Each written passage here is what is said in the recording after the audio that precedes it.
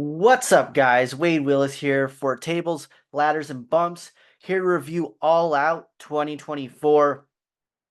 Overall, I was a huge fan of this show. I really enjoyed the bleakness compared to the positivity that happened in All In. This felt like the Empire Strikes Back to A New Hope, like with Star Wars. Uh, Hopefully, most of you get that reference. But yeah, I was a big fan of this show. There were some low points of this show, but overall, I liked most of the show. There's obviously the crazy stuff that happened towards the end of the event, and I will break down how I felt about all of that. I know some of it was very triggering or bothered a lot of people. I didn't feel that way at all. For some of it, I feel like it didn't really add anything. To the matches or the angles, but at other points it really added a lot, and I actually liked the how transgressive it was, and it made me feel extremely uncomfortable in one part, particularly after the Bryan Danielson match that I'll be getting into. And yeah, guys, don't forget to like the video and subscribe to the channel for tons of wrestling content. We cover AEW, WWE. But yeah, first match of the card, we got MJF versus Daniel Garcia. I gave this match 4.25 stars, and this match was good. The wrestling was good, the drama was good. Uh, Overall, I kind of feel like it's hard. MJF, he's so dang good. Daniel Garcia is a great wrestler too. The things that were kind of stopping this from reaching higher than 4.25 stars for me, um, I something about Daniel Garcia is not he's not clicking for me necessarily. I'm not a huge fan of this kind of pseudo babyface role. I mean, he's a babyface, but he's doing things that are heelish. I don't know if it necessarily clicks for him in particular. And I also didn't like the post-match angle where I mean you have MJF win, he tries to do another cheap shot, and then Daniel Garcia comes out and his like basically fatalities MJ. I don't know. I just was not a fan of it. And with how Daniel Garcia has been built up, I truly feel like this feud has been below MJF personally. And I like Daniel Garcia. I was talking to one of my friends that he had kind of mentioned, hey, I think it would be good for Daniel Garcia to maybe go to New Japan for a few months. Um, and like him being in G1 would have been really cool in my opinion. And I have to agree with my friend on that, with him going to New Japan or some other place, maybe CMLL or something, to just add to his wrestling. But something about the character isn't clicking for me. I like him. That's just how I feel about his character right now. And I do like his dynamic with Daddy Magic. I like when he commentates on the matches. Just something about it. I don't know what it is. If you disagree with me and you think he's awesome and maybe I'm off, just let me know in the comments below. I know there's a lot of Daniel Garcia fans out there, and I feel like I'm kind of one of them, but I don't know. It's not clicking for me right now, and I'm a huge MJF fan, so I don't know. I just felt weird about this. Second match was the Young Bucks versus Claudio and Yuta from the Blackpool Combat Club. This was the worst match on the card for me by far. Uh, there was nothing egregious wrestling wise. I just didn't care about this match. It went way too long for what was happening. And yeah, I don't know. It was like a wrestling match hitting in front of me. I'll be honest, violent sorry, my dog's going crazy with the phone. I've had a lot of stuff going on personally this week, so maybe I was just not in the mood for this match, but I felt like this really dragged. I did not care for it. We knew the Young Bucks were gonna win, and uh, yeah, I just didn't like it. Again, this could be my mood. If you disagree with me, let me know. I'm down to hear your opinion on this match if you thought it was a classic match, but I feel like not very many people would disagree with me, other than the Young Bucks, probably. Next match, Osprey versus Pac for the Continental Championship. I gave this 5 stars. I will say for All Out, I had a star rating system, and I've kind of decided that I'm gonna do things are basically out of 5 stars, and I can go as high as 6 stars if something is like a come to Jesus moment, or I see like the face of God in the match, or it's just something that I feel like I'll remember for the rest of my life.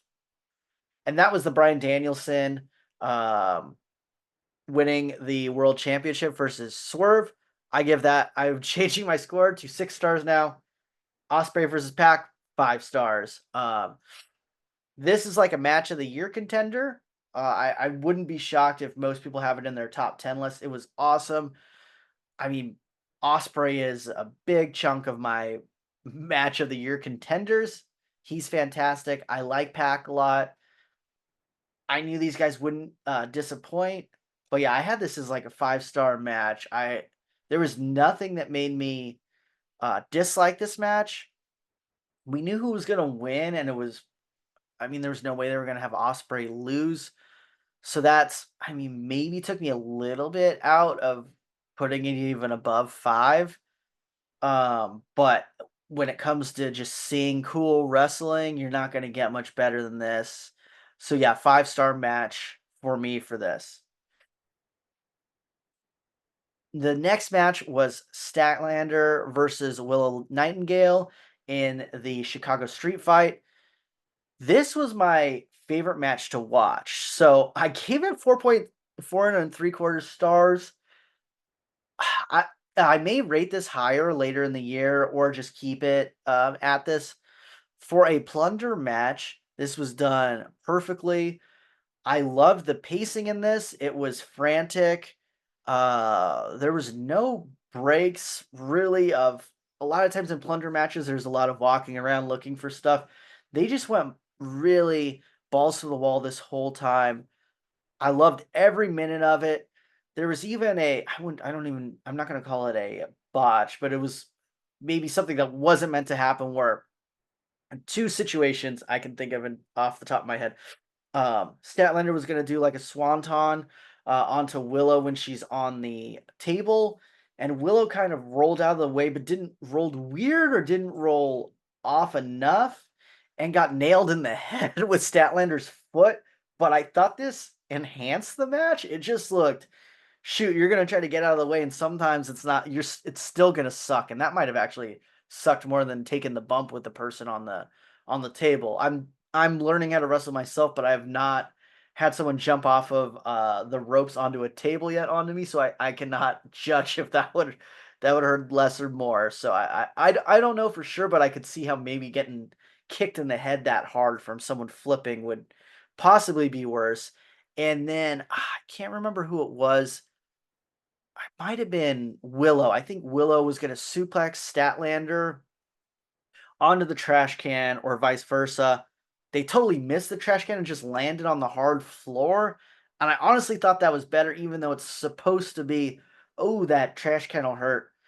I think we know for the most part, generally it's going to hurt less than actually getting suplex onto the hard floor. So that was something they were kind of mishaps, but I thought they made me wince a bit more than if it would have gone actually according to plan. And yeah, for when it comes to plunger matches, this is was perfect. It didn't drag at all. It was trimmed. There was no fat on this match at all. I loved it. Um, I'd love to hear what you guys thought about it. Did you think it was as good of a plunger match as I thought? But when it comes to plunger matches, this might be plunger match of the year.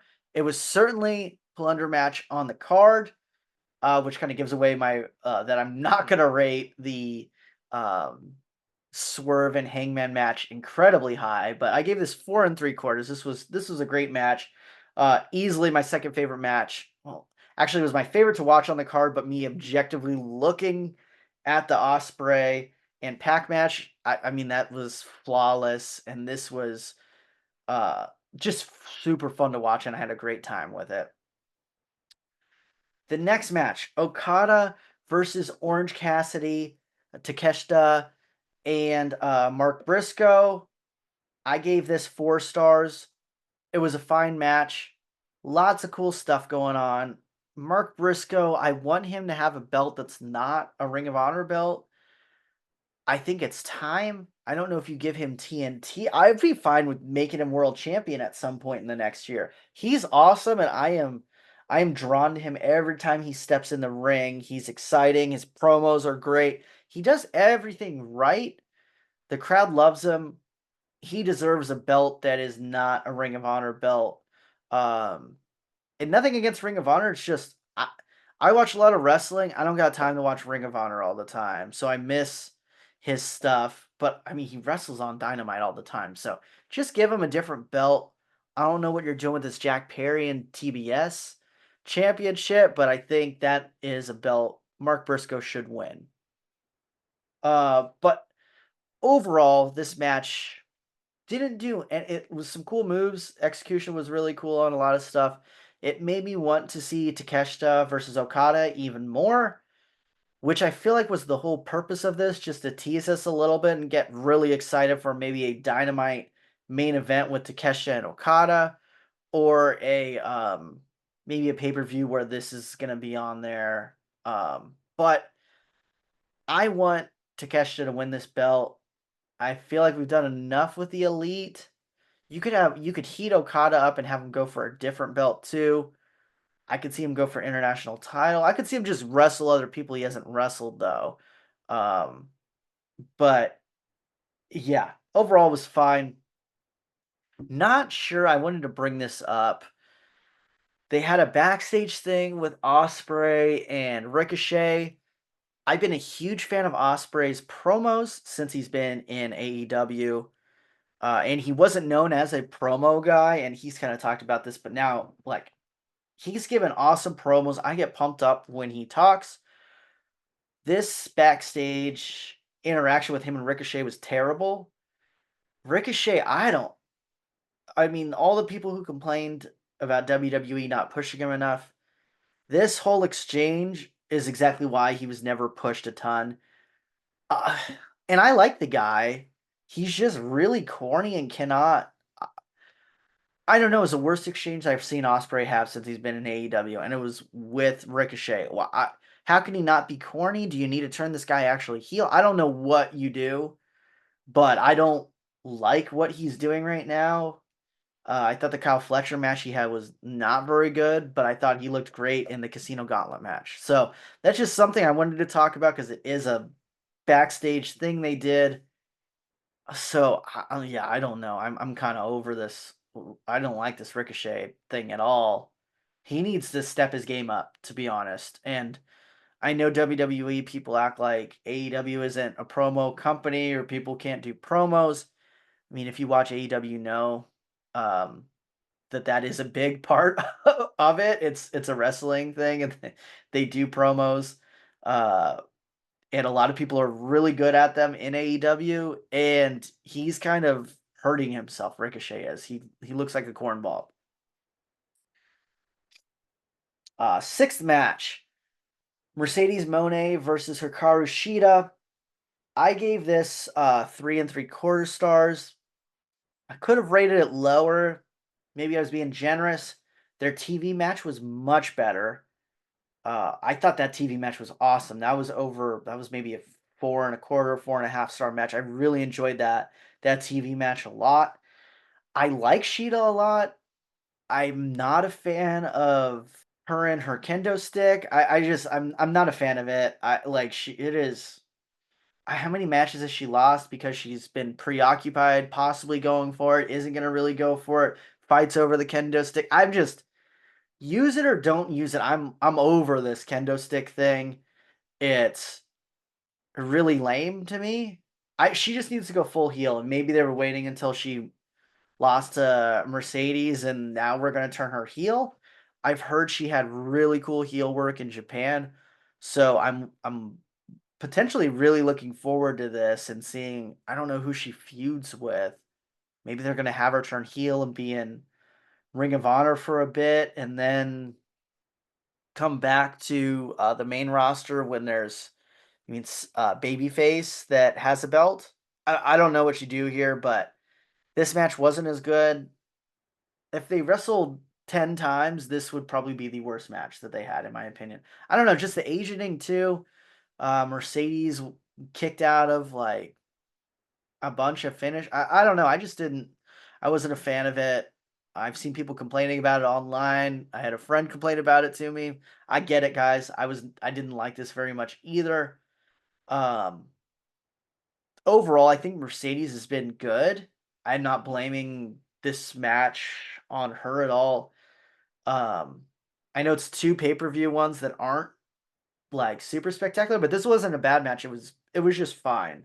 And next, the match that was the I guess the final official match on the card, which was Bryan Danielson versus Jack Perry. I gave this 4 stars. This was a good match. There were things I liked in it. Jack Perry selling the Psycho knee was really cool. I mean, both these guys are great. I just the end of the match where um Jack Perry just has his arms out and then gets kneed again, and then I thought that was stupid. I was fine with the interference. I think if you're trying to build up Danielson as your champion, just having a crazy back and forth match with Jack Perry maybe isn't the way to go if you want him to hold the belt or continue to look strong.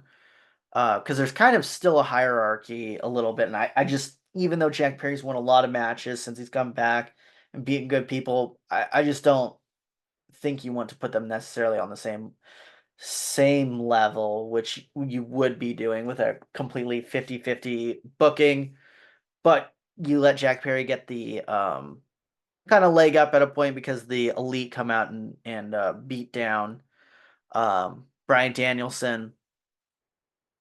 The end of the match, Danielson wins.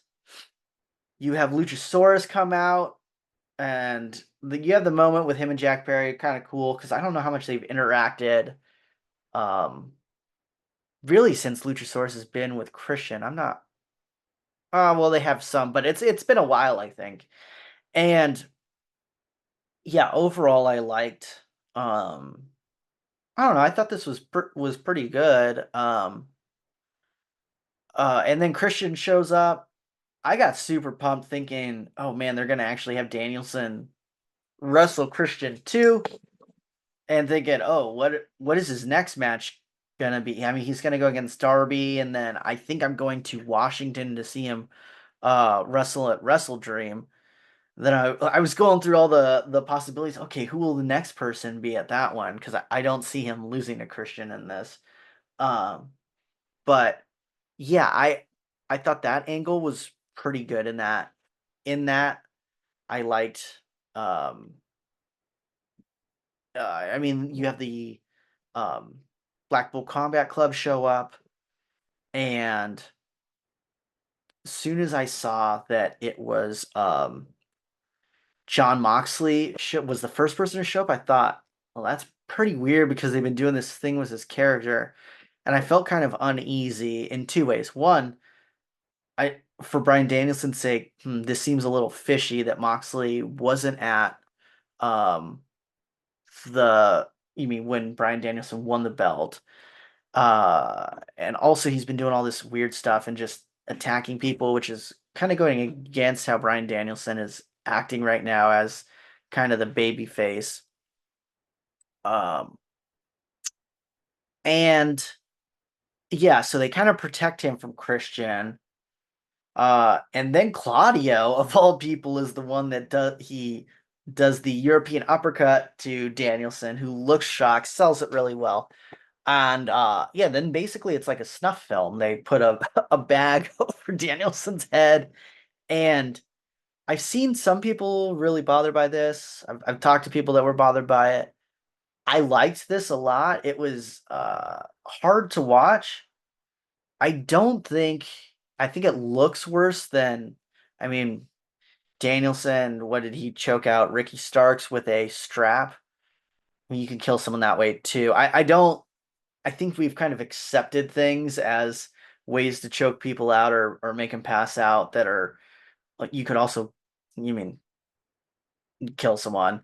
Uh, but this just looks worse. We haven't really. I don't know if it must have been done at some point in wrestling across the world, maybe. But I have not seen it, and I thought it was pretty crazy to see. But yeah, I liked it a lot. Um, and yeah, the other reason I felt uneasy, personally, I thought if they had John Moxley do all this stuff, and then all of a sudden they're bringing him back into the Blackpool Combat Club with Bryan Danielson. I just thought it was weird because it seems like they're building up his character, and I was going to be pissed storytelling wise, but they didn't do that.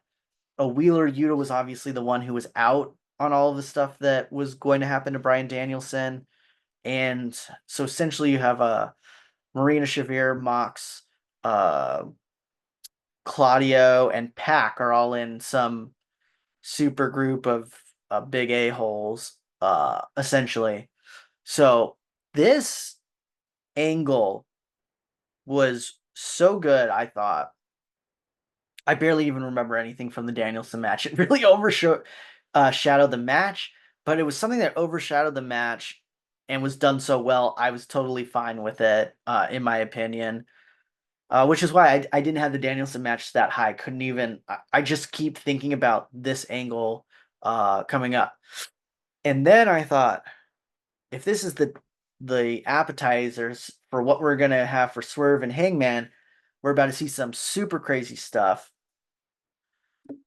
But yeah, I was not the biggest fan of the Swerve and Hangman match. I rated it 4 stars, so same as the last match. It was pretty good. For me, Texas Death Match is above a 5 star match. Their Texas Death Match. I was there in person. That thing was relentless.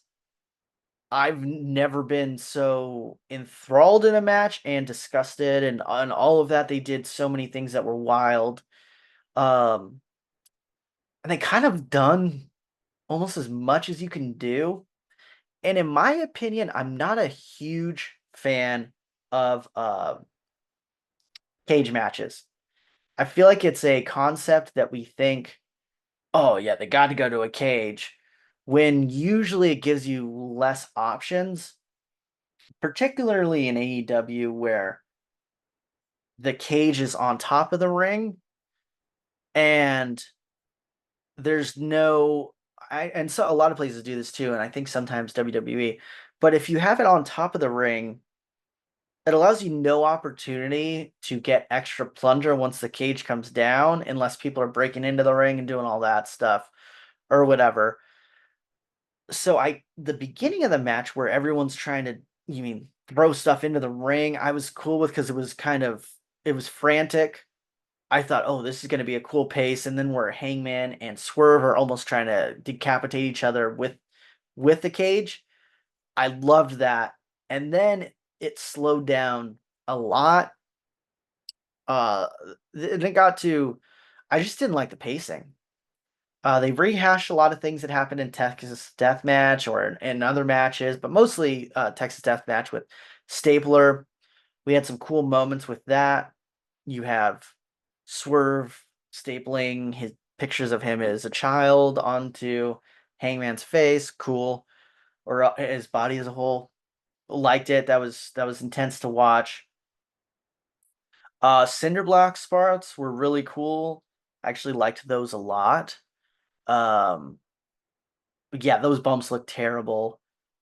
Um, the syringe spot, I know it bothered a lot of people. For me, I just thought, oh, okay, cool. Like I looked at it, it looked like there was liquid in the syringe, and I thought we were supposed to believe he put in something to drug him, and then that's gonna help him get knocked out when he did the chair shot. And that was a pretty intense chair shot. Nothing bothered me in this match. Like it didn't like gross me out or anything. Everything. I mean, I saw the Texas Death Match. That was a lot more gruesome in my opinion. Uh, but yeah, it was just fine. I felt like there was things just to make it gruesome for the point of it being gruesome. I I don't know how. I've started to think, what could they have done to make this match better with a different stipulation? Because I felt like for these guys, they're so athletic and so good and so thoughtful in the ring, sticking in that cage with like one chest of weapons and like a chair and a one table. And just having that cage like right against the ropes where like Hangman can't even do his real finisher. Uh I was not a fan. So here's the things I've thought in my head of what they could have done instead. Now, logistically for a pay-per-view, I don't know if any of these are good ideas, and uh they're all like fairly dangerous ideas. Um First one, barbed wire exploding death match. I know AEW had did this before and it ended terribly. I mean, just do it better.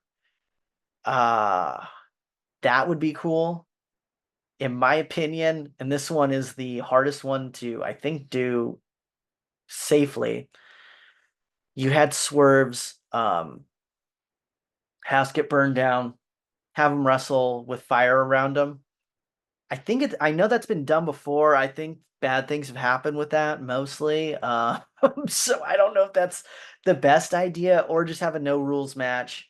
Or even I like strap matches better, but you just had one last week with WWE, so that's not the best idea. But I think they would have done it better. Dog collar, I don't know. There's just stuff. Again, that would have hindered things, but I like the idea behind it. You could still go outside the ring and all of that. But I guess they wanted to make sure there's no interference. I get the idea behind it, and I was just a little bit disappointed because this is one of the best told stories in wrestling, maybe ever. Like this is one of the best feuds ever, realistically. And I'm a huge fan of both guys, more so Swerve, but I really respect Hangman. And um yeah, the storytelling was great. This really dragged and didn't hit the heights that I was hoping it would hit. And especially I would have never thought, oh, Willow and Statlander kind of made this not feel as good, and it did, in my opinion. I thought that was relentless. The pacing was way better. It felt like a blood feud, without going like crazy gruesome, where you're using syringes and stuff that's like kind of wild. Um, like the Hangman versus Swerve match, but yeah, I just thought that was way better. And they had a terrible slot too, going right after Pac versus Osprey. That's a tough slot, but those girls really delivered. And this didn't. Especially if you're gonna do that angle with Danielson, like getting, you mean, essentially murdered in front of all of us. You got to go crazy. And they tried to. I'm not blaming any of this on the wrestlers. I just feel like the cage made this worse. Um, I'd love to hear your guys' opinion, particularly, well, on anything in this card, but especially this match. And did you feel like it hit as good as it could have? And the um, Brian Danielson whole angle with the, you mean, Mox turn and basically being murdered on TV. And honestly, I do feel like the Texas Death Match made me rate this a lot lower too, because that is one of the best matches I've seen in my life. And I've already seen them do a match that was significantly better in my opinion.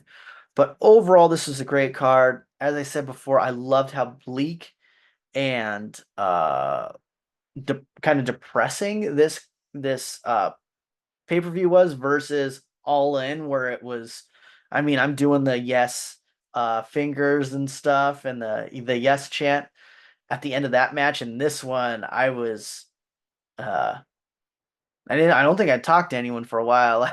After I watched this, I just sat in silence with my dog petting her and thinking, wow, that was really freaking intense. I don't know how to feel about that. But yeah, let me know your thoughts in the comments below. Thanks for watching, guys. I'm Wade, and this is Tables, Ladders, and Bumps. We'll see you next time.